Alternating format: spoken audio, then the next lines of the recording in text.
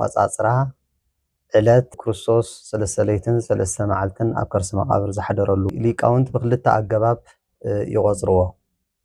እቲ ቀዳማይ ኣገባብ ኣቋጻጽራ መዓልቲ ይስህቦ ለሌሊት ወለሊት ይስህቦ ለመዓልት መዓልቲ ንለይቲ ይስሕቦ ለይቲ ከዓ ንመዓልቲ ይስሕቦ ብዝብል ኣቋጻጽራ ይቆጽሩ። እዚ ማለት ክርስቶስ ንቅድስቲ ነፍሱ ካብ ቅድስቲ ስግኡ ዝፈለየሉ ዓርቢ ናይ ድሕሪ ቀትሪ ማለት ሰርኪ። ስለዚ ዓርቢ ከም ሓደ መዓልቲ ይቁጸር፣ ቀዳም ከም ካልኣይ መዓልቲ፣ ሰንበት ፍርቂ ለይቲ ስለ ዝተሰኻ ሰንበት ከም ሳልሳይ መዓልቲ ይቁጸር። አንድም ይስሐቅ ኣብ ልቦና አብርሃም ሰለስተ ለይትን ሰለስተ መዓልትን ተሰውአ። እግዚአብሔር ንቦና አብርሃም ንይስሐቅ ወድኻ ሰዋእለይ ምስ በሎ ኣቦና አብርሃም ንይስሐቅ ወዱ ክስዎ ሰለስተ ለይትን ሰለስተ መዓልትን ተጓዓዘ።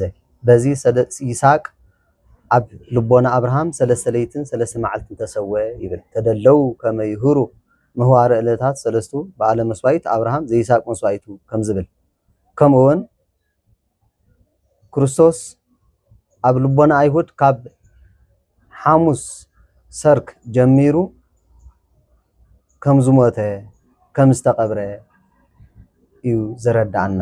በዚ ምክንያት ዓርቢ ካብ ሐሙስ ምሸት ጀሚሩ ክሳብ ዓርቢ ዘሎ ከም ሓደ መዓልቲ ይረአ። ቀዳም ካልኣይ መዓልቲ ሰንበት ፍርቂ ለይቲ ስለስተንሰ ከም ሳልሳይ መዓልቲ ይቁጸር።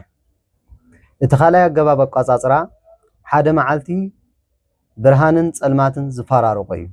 ማለት ሓደ ኢድ ብርሃን ሓደ ኢድ ከዓ ጸልማት እዩ። እቲ ብርሃን ቀትሪ ክንብሎ ከለና እቲ ጸልማት ከዓ ለይቲ ኢልና ንጽውዖ።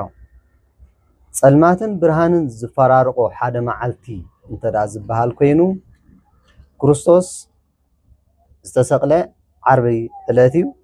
ስለዚ ዓርቢ ካብ ንግሆ ሰዓት 6 ክሳብ ሰዓት ፍርቂ መዓልቲ ዘሎ ብርሃን ኮነ። ካብ ፍርቂ መዓልቲ ክሳብ ሰዓት 3 ዘሎ ብናትና ኣቋጻጽራ ጸልማት ኮነ። በዚ ሓደ መዓልቲ ይበሃል ዓርቢ። ካብ ዓርቢ ሰዓት 3 ክሳብ ሰዓት 6 ዘሎ ብርሃን ኮነ። ካብ ሰዓት 6 ክሳብ ቀዳም ሰዓት 6 ናይ ንግሆ ጸልማት ኮነ ካልኣይ መዓልቲ። ካብ ቀዳም ንግሆ ክሳብ ቀዳም ሰዓት 6 ብርሃን ኮነ። ካብ ቀዳም ሰዓት 6 ክሳብ ሰንበት ፍርቂ ለይቲ ከዓ ጸልማት ኮነ። በዚ ሰለስተ መዓልቲ ይበሃል። ስለዚ ክርስቶስ ኣብ ከርሲ መቃብር ሰለስተ ለይትን ሰለስተ መዓልትን ሓደረ እንብሎ በዚ ኣቋጻጽራ እዚ እዩ። ነዚ ግን ገለ ሰባት ዝቃወምዎ ኣለዉ። ካብቲ ዘምጽዎ መቃወምነት እዚ ከመይ ክኸውን ይኽእል? ክርስቶስ ዝተሰቕለ ዓርቢ ናይ ድሕሪ ቀትሪ እዩ። ከመይ ኢልና ዓርቢ ናይ ንግሆ ንቆጽሮ?